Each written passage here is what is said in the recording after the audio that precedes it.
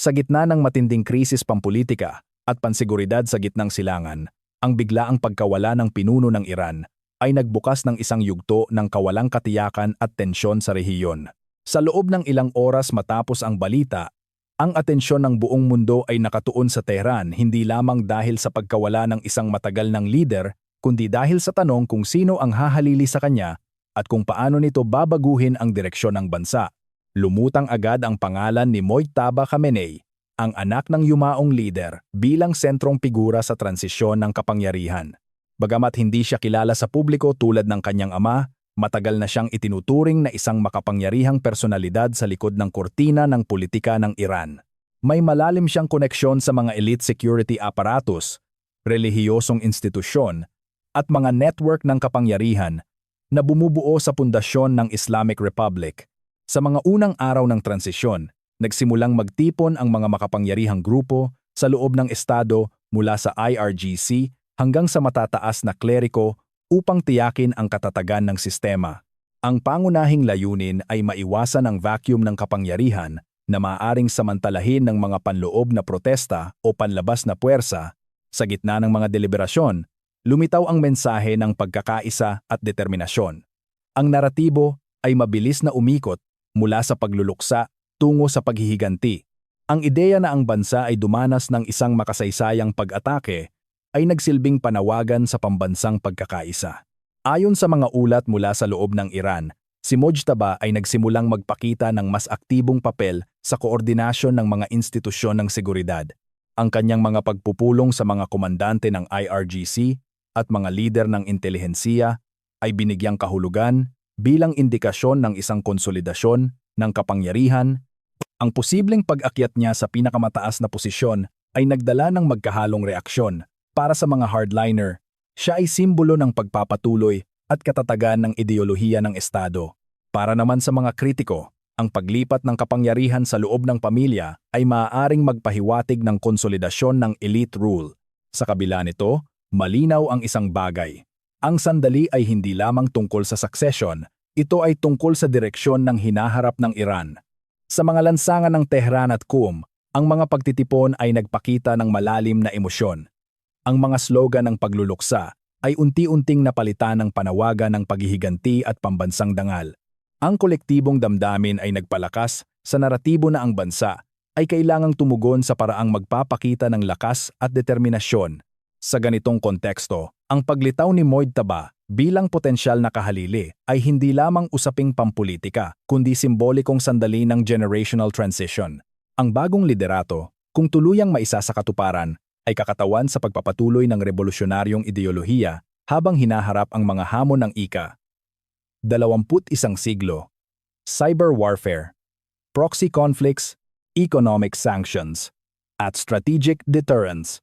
Sa pandaigdigang entablado, ang posibilidad ng isang bagong leader na may mas matibay na paninindigan ay nagdulot ng pangamba sa mga kapangyarihang kanluranin.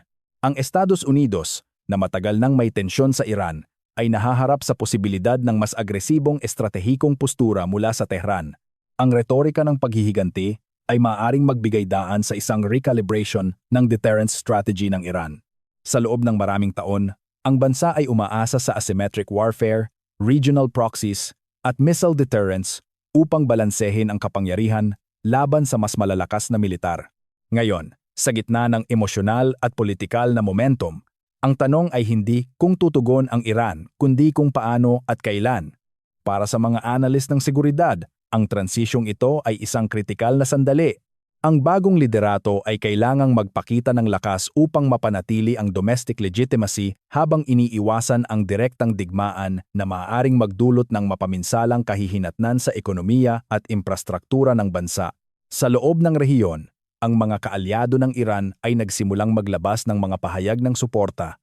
Ang tinatawag na Axis of Resistance ay maaaring gumanap ng mahalagang papel sa pagpapakita ng coordinated response na magpapalawak ng presyon sa iba't ibang teatro ng geopolitika. Samantala, ang mga bansang Gulf ay nananatiling maingat, nagmamasid sa posibilidad ng eskalasyon na maaaring makaapekto sa daloy ng enerhiya at katatagan ng merkado ng langis.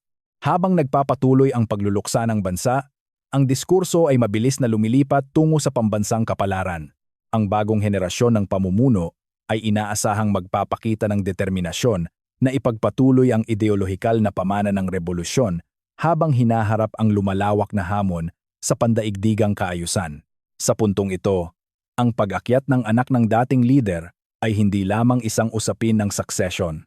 Ito ay simbolo ng pagpapatuloy, paghihiganti, at muling paghubog ng estratehikong direksyon ng Iran.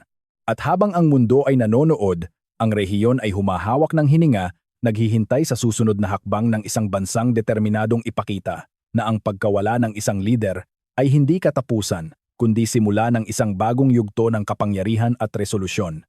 Sa paglipas ng mga araw matapos ang transisyon ng kapangyarihan, ang pokus ng pamumuno sa Tehran ay unti-unting lumipat mula sa simbolikong pagkakaisa tungo sa estratehikong kalkulasyon.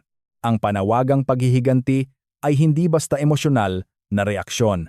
Ito ay bahagi ng mas malalim na doktrinang pansiguridad na matagal nang hinubog ng Iran upang harapin ang mga banta mula sa labas habang pinapanatili ang katatagan sa loob ng bansa. Sa ilalim ng bagong pamumuno, ang konsepto ng strategic patience ay muling sinusuri. Sa loob ng mga dekada, ang Iran ay gumamit ng asymmetric deterrence bilang pangunahing balanse laban sa militar na kapangyarihan ng Estados Unidos at mga kaalyado nito. Kabilang dito ang malawak na missile program, cyber capabilities, maritime denial tactics, at network ng mga kaalyadong non-state actors sa rehiyon. Ang paglitaw ng panibagong liderato ay nagbigay ng pagkakataon upang i-recalibrate ang estratehikong posture ng bansa. Hindi ito nangangahulugan ng agarang direktang komprontasyon, kundi ng mas pino at multi-layered na paraan ng pagpapakita ng kapangyarihan. Sa loob ng IRGC, iniulat ang serye ng mataas na antas na pagpupulong na nakatuon sa pagsusuri ng operational readiness. Tinalakay ang pagpapalakas ng air defense network, proteksyon sa critical infrastructure, at pagpapahusay ng survivability ng command and control systems sakaling magkaroon ng malawakang eskalasyon. Kasabay nito, ang missile forces ng Iran ay nananatiling sentrong elemento ng deterrence doctrine. Ang kakayahang magsagawa ng precision strikes sa malalayong target ay nagbibigay ng strategic leverage nang hindi kinakailangang makipagdigma ng direkta. Para sa Tehran, ang kakayahang ito ay hindi lamang sandatang militar kundi instrumento ng geopolitical signaling. Sa maritime domain, ang Persian Gulf at ang Strait of Hormuz ay muling naging sentro ng estratehikong pag-iisip. Ang Iran ay matagal nang nagpapatupad ng anti-access, area denial, A2AD strategy sa makipot na daanang ito, kung saan dumaraan ang malaking porsyento ng pandaigdigang supply ng langis. Ang anumang destabilization dito ay may direktang epekto sa global energy markets. Sa ilalim ng bagong pamumuno, ang pagpapatibay sa maritime deterrence ay itinuturing na mahalaga hindi lamang bilang taktikal na opsyon kundi bilang strategic bargaining chip. Habang lumalakas ang diskurso ng paghihiganti, malinaw sa mga analyst na ang Iran ay malamang napipili ng calibrated response kaysa sa impulsive escalation. Ang layunin ay ipakita ang kakayahang tumugon ng may lakas habang iniiwasan ang full-scale war na maaaring magdulot ng malawakang destabilization. Sa cyber domain, ang Iran ay patuloy na nagpapalawak ng kakayahan nito. Ang cyber operations ay nagbibigay ng kakayahang magdulot ng epekto sa kalaban nang hindi agad natutukoy ang pinagmulan. Sa modernong digmaan, ito ay nagiging mahalagang instrumento ng strategic pressure. Samantala, ang network ng mga kaalyadong grupo sa rehiyon ay nananatiling mahalagang bahagi ng layered deterrence structure. Ang kakayahang mag-project ng impluensya sa iba't ibang teatro mula sa Levant hanggang sa Persian Gulf ay nagbibigay ng strategic depth sa Iran. Para sa bagong liderato, ang ganitong multi-theater deterrence ay mahalaga upang ipakita na ang anumang agresyon laban sa Iran ay may malawak na implikasyon sa buong rehiyon. Sa loob ng bansa, ang pamahalaan ay nakatuon sa pagpapanatili ng domestic resilience. Ang mga parusa sa ekonomiya, inflationary pressures, at supply chain constraints ay nananatiling hamon. Upang mapanatili ang suporta ng publiko, ang pamumuno ay kailangang magbalanse sa pagitan ng seguridad at ekonomikong katatagan. Ang naratibo ng pambansang dignidad at soberanya ay ginagamit upang palakasin ang panloob na pagkakaisa. Ang mensaheng ito ay mahalaga sa pagpapanatili ng legitimacy habang tumitindi ang panlabas na presyon. Sa pandaigdigang arena, ang mga kapangyarihang kanluranin ay nagsisimulang mag-adjust ng kanilang strategic posture. Ang Estados Unidos ay nagpapatibay ng defensive deployments sa rehiyon upang tiyakin ang proteksyon ng mga base at kaalyado nito.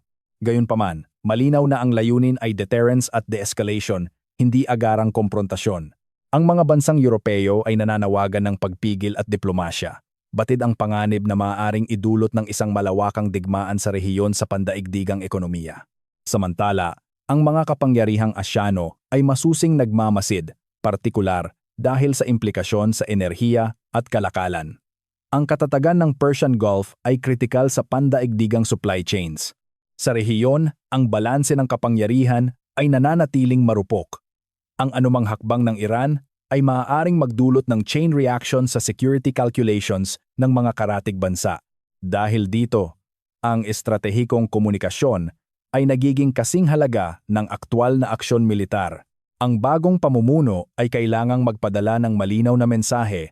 Ang Iran ay may kakayahang ipagtanggol ang sarili at tumugon sa agresyon, ngunit nananatiling kalkulado ang bawat hakbang. Ang paghihiganti, sa kontekstong ito, ay hindi simpleng aksyon ng pagganti. Ito ay bahagi ng mas malawak na estratehikong layunin, ang pagpapanatili ng deterrence credibility, pagpapatibay ng regional influence, at pagpapakita ng resilience laban sa panlabas na presyon. Habang tumitindi ang tensyon, ang mundo ay nananatiling nakatutok sa Tehran. Ang susunod na hakbang ay hindi lamang magtatakda ng direksyon ng Iran, kundi maaaring humubog sa hinaharap ng seguridad sa gitnang silangan.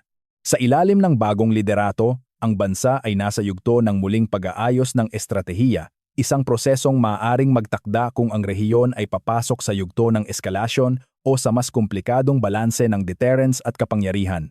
Habang unti-unting nagiging malinaw ang direksyon ng bagong pamumuno sa Tehran, lumalawak din ang diskusyon sa pandaigdigang antas tungkol sa mga posibleng kahihinatnan para sa Estados Unidos. Sa loob ng maraming dekada, ang relasyon ng Washington at Tehran ay hinubog ng hindi pagkakaunawaan, parusa sa ekonomiya, proxy conflicts at estratehikong deterrence. Ngayon, sa harap ng isang lideratong determinadong ipakita ang lakas at pagpapatuloy ng ideolohikal na paninindigan, ang tanong ay hindi lamang kung paano tutugon ang Iran, kundi kung paano maaapektuhan ang posisyon ng Amerika sa rehiyon. Para sa Estados Unidos, ang gitnang silangan ay nananatiling mahalaga sa seguridad ng enerhiya, pandaigdigang kalakalan at proteksyon ng mga kaalyado. Ang anumang destabilization sa rehiyon ay may direktang epekto sa pandaigdigang merkado, presyo ng langis at strategic shipping lanes. Dahil dito, ang Washington ay kailangang magbalanse sa pagitan ng pagpigil sa eskalasyon at pagpapanatili ng kredibilidad ng deterrence nito. Isa sa mga pangunahing alalahanin ay ang kaligtasan ng mga base militar at tauhan ng Estados Unidos sa rehiyon. Ang mga pasilidad sa Persian Gulf, Iraq, at iba pang strategic locations ay maaaring maging target sa isang sitwasyon ng tumitinding tensyon. Kahit limitado o simbolikong aksyon lamang ang isagawa, ang ganitong insidente ay maaaring magdulot ng mabilis na pagtaas ng tensyon at hindi inaasahang chain reaction. Bukod sa pisikal na seguridad, ang cyber domain ay lumilitaw bilang isa pang arena ng kompetisyon. Ang modernong infrastruktura ng enerhiya, komunikasyon at pinansyal na sistema ay lalong nagiging target ng cyber operations. Ang anumang disruption sa kritikal na sektor ay maaaring magdulot ng epekto na lampas sa tradisyonal na larangan ng digmaan. Sa larangan ng maritime security, ang kalayaan sa paglalayag sa Strait of Hormuz ay nananatiling pangunahing interes ng Estados Unidos at ng pandaigdigang komunidad. Ang kahit pansamantalang pagkaantala sa daloy ng enerhiya ay maaaring magdulot ng pagtaas ng presyo ng langis at magpahina sa global economic recovery. Dahil dito, ang pagpapanatili ng bukas at ligtas na shipping lanes ay isa sa pinakamahalagang layunin ng U.S. Naval Presence. Gayunpaman, ang estratehiya ng Washington ay hindi lamang nakatuon sa militar. Ang diplomasya, economic leverage, at multilateral coordination ay mahalagang bahagi ng mas malawak na approach. Ang Estados Unidos ay patuloy na nakikipag-ugnayan sa mga kaalyado nito sa Europa at Asya upang tiyakin ang pagkakaisa sa pagtugon sa anumang posibleng eskalasyon. Para sa mga analyst, ang pinakamahalagang hamon ay kung paano mapanatili ang deterrence nang hindi lumilikha ng spiral ng eskalasyon. Ang maling kalkulasyon, miscommunication o impulsive retaliation ay maaaring magbukas ng landas tungo sa mas malawak na komprontasyon na walang sinuman ang nagnanais. Samantala, ang bagong liderato sa Iran ay may sariling estratehikong layunin. Ipakita na ang bansa ay hindi madaling ma-pressure at kayang protektahan ang soberanya nito. Ang pagpapakita ng kakayahang tumugon sa banta ay mahalaga sa domestic legitimacy at regional influence. Gayunpaman, malinaw din na ang direktang digmaan laban sa isang superpower ay hindi praktikal at maaaring magdulot ng malubhang pinsala sa ekonomiya at infrastruktura ng bansa. Dahil dito, ang hinaharap na dinamika ay maaaring manatili sa loob ng tinatawag na gray zone conflict, isang hanay ng mga aksyon na nasa pagitan ng digmaan at kapayapaan. Kabilang dito ang strategic signaling, cyber pressure, proxy dynamics, at limited deterrence demonstrations. Ang ganitong uri ng kompetisyon ay nagbibigay daan sa parehong panig na ipakita ang lakas ng hindi lumalampas sa threshold ng full-scale war. Sa mas malawak na perspektibo, ang sitwasyong ito ay maaaring magpabilis sa paglipat patungo sa multipolar na kaayusan sa pandaigdigang sistema. Habang ang mga kapangyarihang rehiyonal at pandaigdigan ay nagsasaayos ng kanilang posisyon, ang gitnang silangan ay nananatiling isa sa pinakamahalagang sentro ng geopolitical competition. Ang mga bansang Asyano, na lubos na umaasa sa enerhiya mula sa rehiyon, ay may malaking interes sa katatagan ng Persian Gulf. Ang China at India, bilang pangunahing energy consumers, ay patuloy na nagmamasid at naghahangad ng stability upang maprotektahan ang kanilang economic growth. Sa Europa, ang mga lider ay nag-aalala sa epekto ng posibleng eskalasyon sa enerhiya, migrasyon at seguridad. Ang anumang destabilization ay maaaring magkaroon ng domino effect na aabot hanggang sa kontinente. Sa loob ng rehiyon, ang mga bansang Gulf ay nagsusumikap na panatilihin ang balanse sa pagitan ng seguridad at diplomatikong pag-iingat. Ang kanilang pangunahing layunin ay maiwasan ang malawakang digmaan na maaaring sumira sa economic diversification efforts at regional stability. Habang lumalalim ang krisis, ang strategic communication ay nagiging kritikal. Ang malinaw na pagpapadala ng mensahe, back-channel diplomacy, at crisis management mechanisms ay mahalaga upang maiwasan ang hindi sinasadyang eskalasyon. Sa huli, ang posibleng paghihiganti ng Iran at ang tugon ng Estados Unidos ay hindi lamang usapin ng dalawang bansa. Ito ay isang pagsubok sa pandaigdigang kaayusan, deterrence credibility, at kakayahan ng internasyonal na komunidad na pamahalaan ang krisis sa isang interconnected na mundo.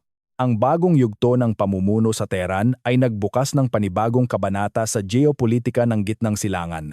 Ang mga desisyong gagawin sa mga darating na linggo at buwan ay maaaring magtakda kung ang rehiyon ay papasok sa isang panahon ng eskalasyon o sa mas komplikadong balanse ng kapangyarihan at pagpigil.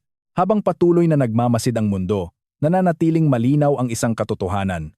Sa modernong geopolitika, ang lakas ay hindi lamang nasusukat sa armas, kundi sa kakayahang mag-navigate ng krisis, magpadala ng malinaw na mensahe at maiwasan ang digmaan na maaaring magdulot ng hindi masukat na kahihinatnan.